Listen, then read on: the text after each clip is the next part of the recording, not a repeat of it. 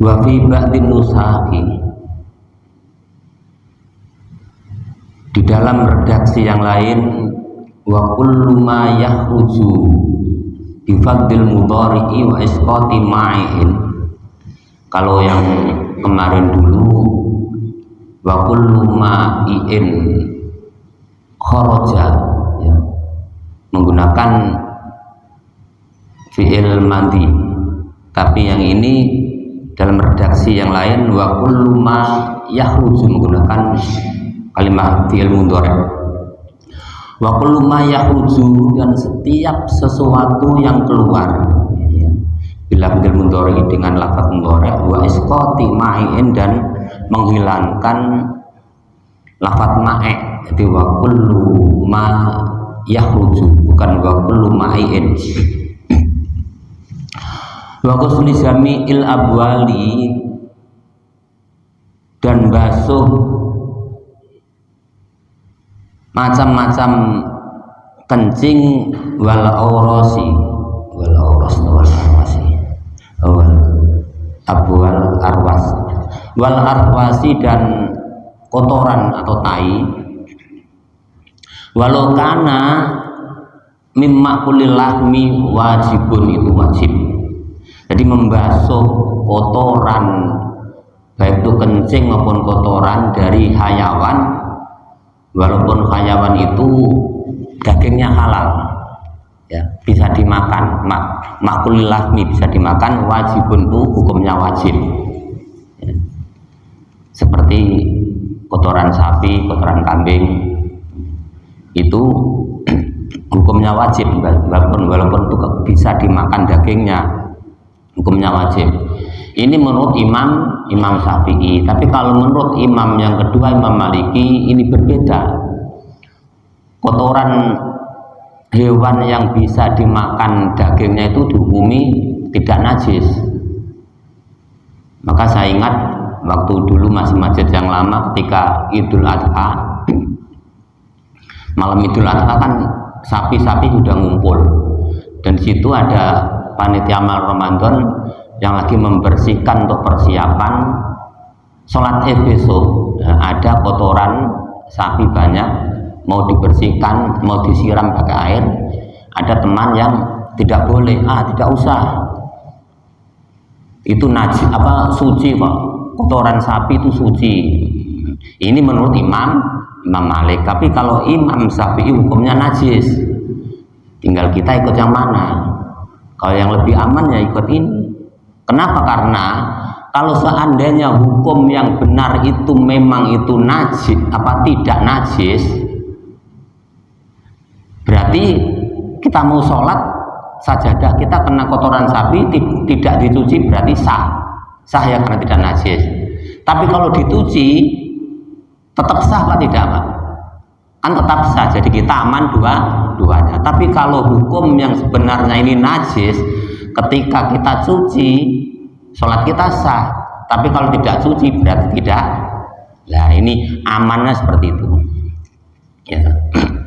Maka dulu saya pernah dibantah orang karena yang nerangkan arkanus sholah, rukun-rukunnya sholah itu kalau dalam kitab Fathul Qorib kan ada 18.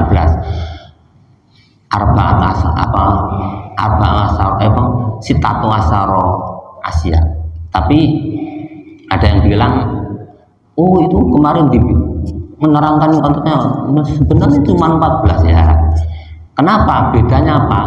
Kalau menurut Imam Maliki yang dihitung tumakninah cuma satu, tidak disebutkan tumakninah ketika apa tidak. Tapi kalau Imam Syafi'i kenapa dihitung 18? Karena dijelaskan satu persatu tumakninah ketika bangun dari rukuk, tumakninah ketika bangun dari sujud, ketika tumakninah ketika disebutkan satu per satu. Nah, kita sujudnya tumakninah tapi rukuknya tidak tumakninah, ya tidak sah. Iya, ini pendapat saja. Jadi hukumnya wajib. Nah, sekarang bagaimana caranya mensuci atau membersihkan najis? Wa kaifiyatu ghuslin najasati, dan cara-cara membersihkan najis. ingkanatil musahadatu ingkanat ingkanat musahadatan ya, karena lafadz musahadatan dari maf'ulnya kanat, tarfa'ul isma wa tanfa'ul khobar. Ingkanat til musahadatan, ketika najis itu bisa bil'aini, bisa dilihat dengan mata. Ingkanatil musahadatan bil'aini, ketika najis itu bisa dilihat dengan mata. Waya al musammatu bil'ainiyah, yaitu yang disebut dengan najis ainiyah ya, najis yang kelihatan mata itu najis ainiyah. Takunu bizawali ainiha, maka harus menghilangkan kahanannya atau wujudnya najis tersebut. Memuhawatu zawali osofiha, dan menghilangkan sifat-sifatnya najis ainiyah min to'min, dari rasanya, aulaunin atau warnanya, orihin atau baunya. Jadi ketika najis itu najis ainiyah, najis yang bisa terlihat oleh mata, maka wajib dibersihkan sampai bersih ya, baik itu warnanya atau rasanya atau baunya. Warnanya tekel kena najis kok masih ada kuning-kuning, itu harus dibersihkan. Atau baunya kadang-kadang kalau kotoran apa itu, ada yang apa tembelek, yang telek apa itu, lantung, yang lentung apa itu, yang ayam itu kan baunya nyengat, itu dicuci kadang-kadang masih ada bau lain, itu wajib dibersihkan sampai ini. Akan tetapi ketika susah, wa in baqiya ta'mun najasati, apabila tetap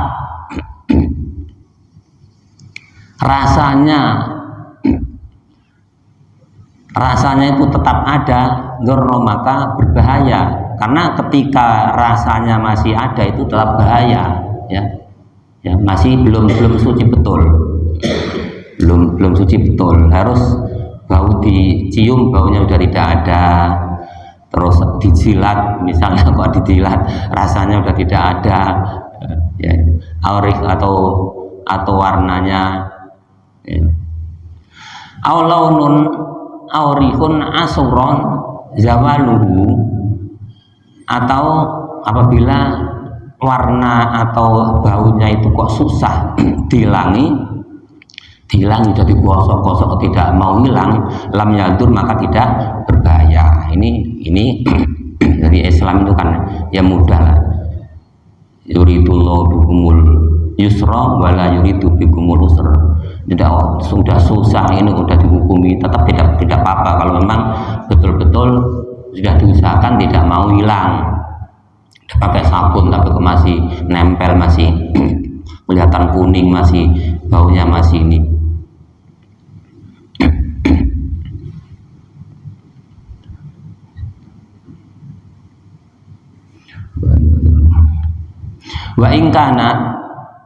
Wa in kanatin najasatu, apabila ghairu musadatin, apabila najis itu tidak bisa dilihat, waya al musammatu bil hukmiyati, yaitu yang disebut dengan najis hukmiyah.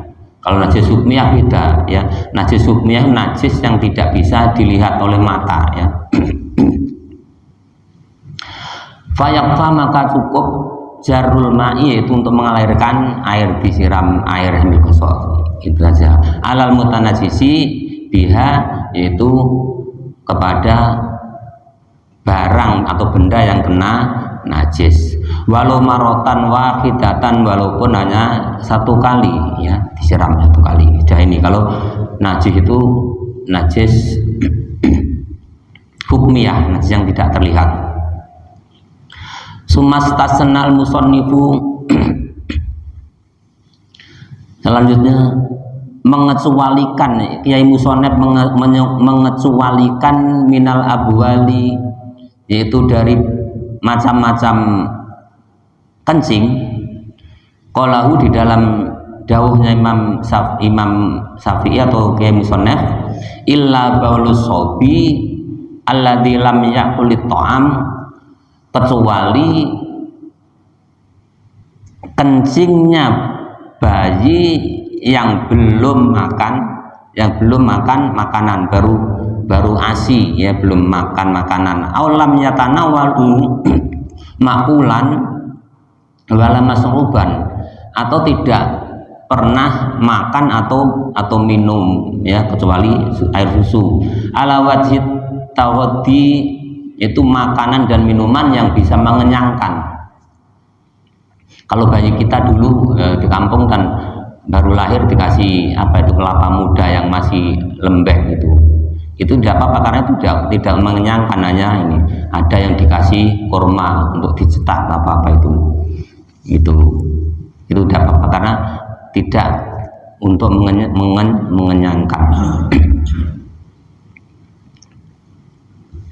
Ala jiatil tawadi, yaitu untuk apa yang bisa mengenyangkan. Wa innahu, karena sesungguhnya abba aibauli sobi, karena sesungguhnya kencingnya bayi yang masih kecil ya turu itu bisa suci birosil ma'i alaih, yaitu dengan menggunakan disiram air. Kencingnya bayi kecil, bayi yang belum 2 tahun, belum makan makanan kecuali ASI ya, atau makanan yang bisa mengenyangkan, itu cukup disiram dengan air. Wala yustaratu, dan tidak disyaratkan firosi sailal ma'i, tidak disyaratkan harus mengalirkan air ini ya, jadi gosok diusap gitu aja udah cukup, tidak harus airnya ngalir. Fa inna akala asobyu ta'am, apabila bayi tersebut sudah makan makanan ala jihati tawadi, yaitu yang bisa mengenyangkan perutnya, ghusala, maka dibasuh, ghusala baulu, yaitu dibasuh kencingnya, harus qat'an, itu kalau wajib, yaitu dengan wajib. Jadi kalau bayi itu sudah makan makanan yang bisa mengenyangkan, sudah makan bubur, sudah makan KFC, sudah makan makanan yang bisa mengenyangkan, ini wajib hukumnya harus dibasuh dengan bersih. Wa kharaja, itu tadi bayi laki-laki yang belum makan makanan yang bisa mengenyangkan. Wa kharaja bisobi sobiyati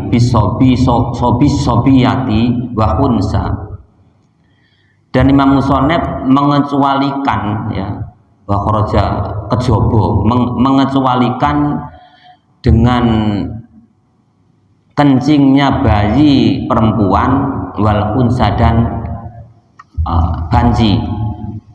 Fatuk zalu, maka harus dibasuh min baulihima, dari kencingnya bayi perempuan dan banji tadi ya. Kenapa beda ya? Karena mungkin kencingnya bayi perempuan ini lebih lebih pesing daripada kencingnya laki-laki ya. Ada yang pernah nyoba? Hukumnya beda ya. Jadi kalau bayi laki-laki itu cukup disiram itu aja, nggak harus dibasuh, guyur air udah aman. Tapi kalau bayi ini perempuan, ini wajib dibasuh dengan bersih. Wa yustaratu fi ghuslil mutanajjisi, dan disyaratkan membasuh benda yang kena najis, yaitu waradatul ma'i, yaitu waradatul ma'i alaihi, yaitu mengguyurkan atau menyampaikan, mengalirkan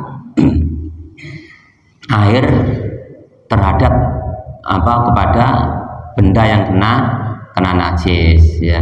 Wa in kana qalilan, apabila air itu sedikit ya, kalau air sedikit ini harus airnya yang kita datangkan ke benda yang kena najis, bukan benda yang kena najis kita cemplungkan apa kita celupkan di air sedikit 1 ember ya. Jangan benda yang kena najis kita masukkan ke ember, harus air yang di ember kita tuangkan, kita tuangkan ke benda yang kena najis, nyuci pakaian ya, itu harus diguyurkan, bukan pakaiannya yang dimasukkan ke ember kalau airnya hanya sedikit. Begitu pula wudhu ketika kita ada air cuma 1 ember atau 1 ceret, nah itu jangan tangan kita yang kita celupkan ke ember ya, karena tidak kurang dari 1 kolah, harus airnya yang kita guyurkan ke badan kita. Fa'ing akasa maka ketika sebaliknya lam yadhur maka tidak bisa suci. Kalau kita balik tidak suci, artinya itu tadi air benda yang kena najis kita celupkan ke airnya tidak bisa nyuci.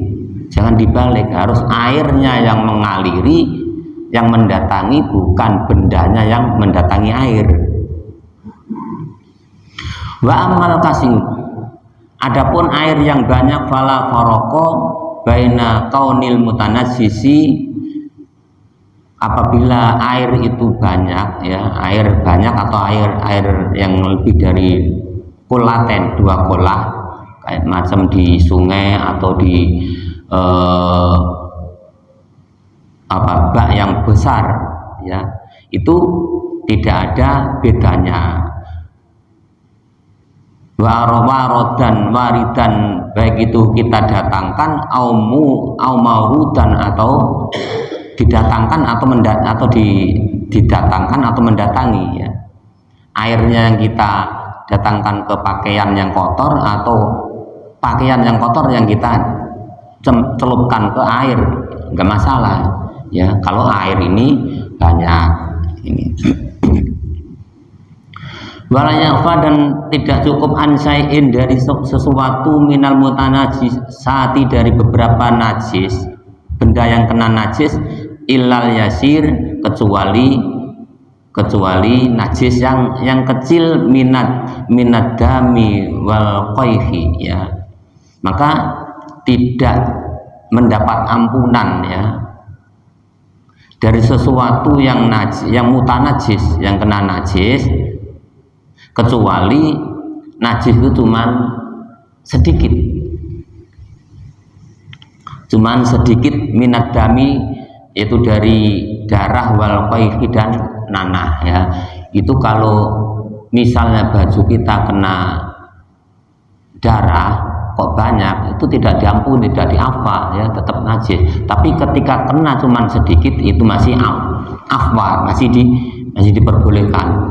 Untuk sholat masih boleh, kalau kecipratan habis motong kambing kecipratan dikit ya. Tapi kalau banyak tidak boleh, harus disuci.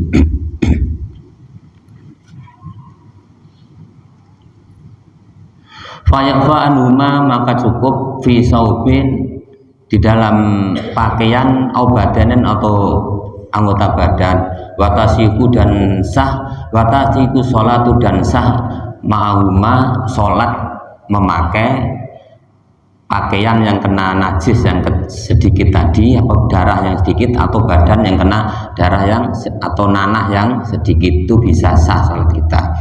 Wa illa ma aisain lan nafsilahu sailatan, dan apabila hewan tadi, suatu tadi yang tidak ada darah, yang bisa mengalir kadubabin seperti lalat, wa namlin, dan semut, wa inda waqa'a fil ainai, ketika jatuh atau masuk ke dalam wadah yang ada airnya, wa mata, dan mati, fihi, di dalam tempat itu, fa innahu la yatanajjasu, kan tetapi ketika ada hewan yang tidak bisa ketika kita patahkan tidak bisa ngalir darahnya, kayak lalat kan kita ini kan tidak ngalir darahnya toh, cuman berdarah cuman tidak ngalir. Atau semut itu ketika masuk ke dalam minuman atau air itu tidak najis, bisa kita minum ya. Kalau lalat, maka kata Rasulullah, lalat itu kan sayapnya ada dua, itu yang kanan untuk obat, yang kiri penyakit. Jadi ketika ada lalat yang masuk ke dalam minuman kita, dicelupkan sekalian, minum gak apa-apa, karena itu udah ada obatnya. Fa innahu la tanajjasu, mending tidak. Wa fi ba'din nusahi idza matal fil innai, ya, dan di dalam redaksi kitab yang lain, idza mata fil innai wa afhama qalu waqa'a fi au bi nafsi annau la tariqin, wallahu alam bisawab. Sekian, dan insyaallah kita lanjutkan episode berikutnya, dan mudah-mudahan kita bisa mengambil manfaatnya ya. Ini manfaatnya, kita dapat ilmunya untuk pengetahuan agama kita. Amin ya rabbal alamin. Akhirul kalam, wallahul muwaffiq ila aqwamit thoriq. Wassalamualaikum warahmatullahi wabarakatuh.